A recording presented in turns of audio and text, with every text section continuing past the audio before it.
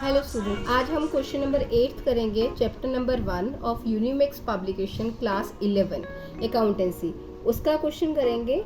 उसमें सभी बच्चों को प्रॉब्लम आ रही थी, मुझे बच्चों ने बताया, तो आज हम वही क्वेश्चन करेंगे। क्वेश्चन आपके सामने है, साइड में लगी हुई है।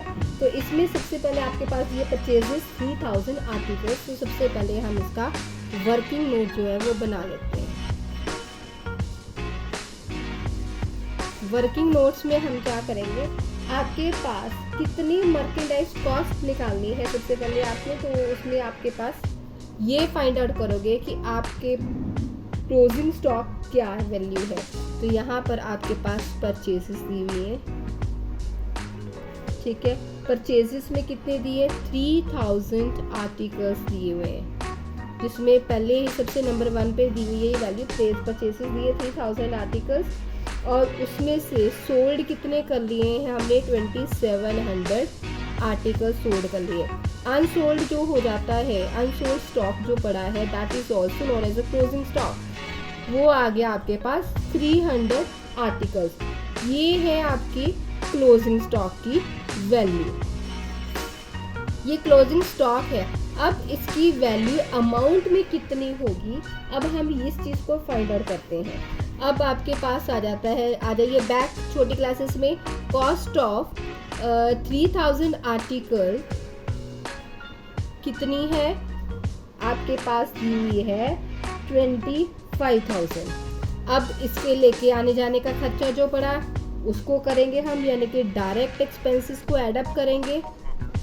अब डायरेक्ट एक्सपेंसेस कौन कौन से हैं आपके पास, इसमें डायरेक्ट एक्सपेंसेस आपके पास है एक फ्रेट, और दूसरा क्या दिया हुआ है, लोकल टैक्सेस दिए हुए हैं। तो ये दोनों मिलाकर कितने बन गए, 15 ऑफ आपके 1000 बन गए आपके पास 2500, यानी कि इनकी कंसोलिडेट कॉस्ट जो हो जाएगी वो आ जाएगी 27,500 आर्टिकल।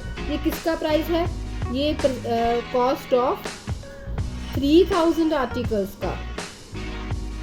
अब हमने क्या निकालना है, ये 3000 आर्टिकल्स का है, तब हम निकालेंगे सेम कॉस्ट ऑफ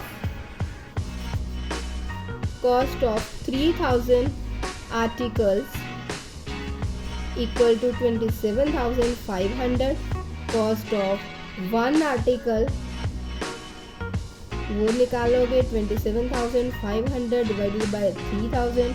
अब हमारे पास अनसोल्ड स्टॉक कितना है, कॉस्ट ऑफ 300 आर्टिकल्स वो कितना आ जाएगा, 27,500 डिवाइडेड बाय 3000 मल्टीप्लाई बाय 300।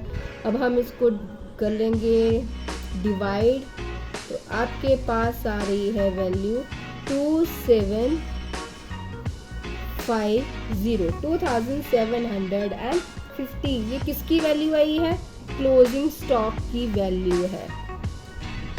ये वैल्यू है, वैल्यू ऑफ क्लोजिंग स्टॉक। अब आपके पास क्लोजिंग स्टॉक भी आ गया है। अब आपने क्या करना है, मर्केंडाइज कॉस्ट निकालिए। अब हम एक वर्किंग नोट और कर लेते हैं। ये वर्किंग नोट आपका था क्लोजिंग स्टॉक फाइंड आउट करने के लिए। अब एक वर्किंग नोट अब हम और करते हैं, उसमें हमने क्या फाइंड आउट करना है, सारे के सारे इनडायरेक्ट एक्सपेंसेस फाइंड आउट करने हैं।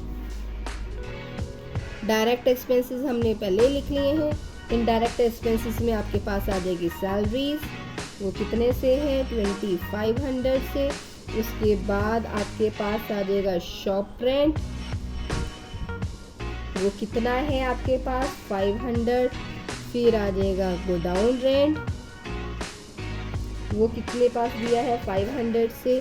फिर आ जाएगा इलेक्ट्रिक चार्जेस, वो कितने पास है 600। फिर आ जाएगा आपका म्यूनिसिपल टैक्सेस, वो है आपके पास 250। फिर एक आपके पास दी है स्टेशनरी, स्टेशनरी कितने की दी हुई है आपके पास 200 की।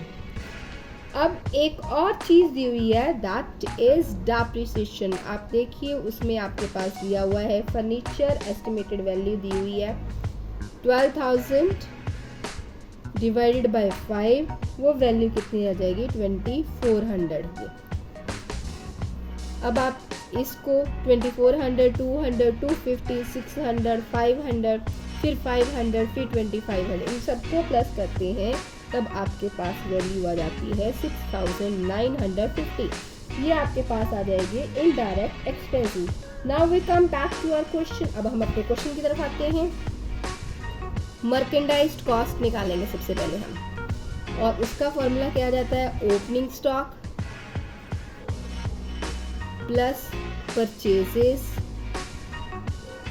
Plus direct expenses minus closing stock. अब आपका ओपनिंग स्टॉक कितना दिया हुआ है वो तो हमारे पास दिया ही नहीं था, नील कर लिया। परचेसेस कितनी दी थी, हमने 25,000 की परचेसेस की थी, और उस परचेसेस को किया गया खर्चा, यानी कि डायरेक्ट एक्सपेंसेस कितने आ गए 2500 के। क्लोजिंग स्टॉक कितना आ गया 2750, और आपके पास मर्केंडाइज कॉस्ट कितनी आ जाएगी 24,750 आ जाएगी आपके पास। अब आपके पास आ गया ग्रॉस प्रॉफिट। ग्रॉस प्रॉफिट की वैल्यू क्या होती है, फार्मूला क्या होता है, नेट सेल्स माइनस आपके पास मर्केंडाइज्ड कॉस्ट, या फिर हम कहते हैं कॉस्ट ऑफ गुड्स सोल्ड। आपके पास नेट सेल्स दी हुई है 32,000 की, उसमें से आपने क्या माइनस कर देना है, जो आपके पास मर्केंडाइज्ड कॉस्ट थी 24,750, तो आपकी वैल्यू आ जाएगी 7,250। ये क्या आ जाएगा आपके पास ग्रॉस प्रॉफिट।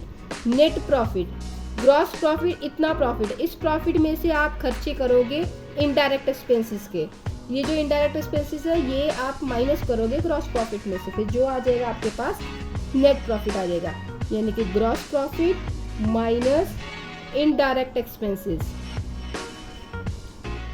दिमाग में याद रखना कि इनडायरेक्ट एक्सपेंसेस सारे ऑपरेटिंग एक्सपेंसेस होती है जो बिजनेस को चलाने में किया गया खर्चा आता है, वो आ जाएंगे। अब ग्रॉस प्रॉफिट कितना दिया है आपके पास 7,250, और इनडायरेक्ट एक्सपेंसेस हमने कैलकुलेट किए थे ये 6,950, 6,950। Your answer is 300 is net profit. दोबारा देख लीजिए, सबसे पहले 3000 के आर्टिकल्स थे, 25,000 का प्राइस था, उसको लेके आने जाने का खर्चा 2500 बना, टोटल वैल्यू होगी इसकी 27,500। 3000 आर्टिकल का प्राइस इतना था, 1 आर्टिकल का आप डिवाइड कर दोगे दोनों को, 300 आर्टिकल का निकालने के लिए आप ये वैल्यू फार्मूला लगाओगे और आपके पास ये निकल जाएगी वैल्यू 2750। ये किसकी वैल्यू है, 300 क्लोजिंग स्टॉक की। अब आप इनडायरेक्ट एक्सपेंसेस ले लोगे, सारे इनडायरेक्ट एक्सपेंसेस लेने के बाद आपके पास वैल्यू 6,950 आ जाएगी। उसके बाद मर्केंडाइज कॉस्ट का फॉर्मूला, जो कॉस्ट ऑफ गुड्स सोल्ड का फॉर्मूला था वही लगाएगा। अब यहाँ पर अगर परचेज रिटर्न दी होती तो हमने उसको माइनस करना था नेट परचेजेस लिखकर, फिर वो आ जाएगा आपका। नेट सेल्स में से आपने मर्केंडाइज कॉस्ट यानी cost of goods sold loss कर देनी है, फिर ग्रॉस प्रॉफिट आ जाएगा। ग्रॉस प्रॉफिट में से सारे इनडायरेक्ट एक्सपेंसेस माइनस करके आपके पास नेट प्रॉफिट आ जाएगा। होप सो आपको ये क्वेश्चन अच्छी तरह समझ आ जाएगा, और अगर प्लीज़ समझ आ गया होगा तो इस वीडियो को लाइक, सब्सक्राइब और चैनल को सब्सक्राइब और शेयर जरूर कीजिएगा। Thank you.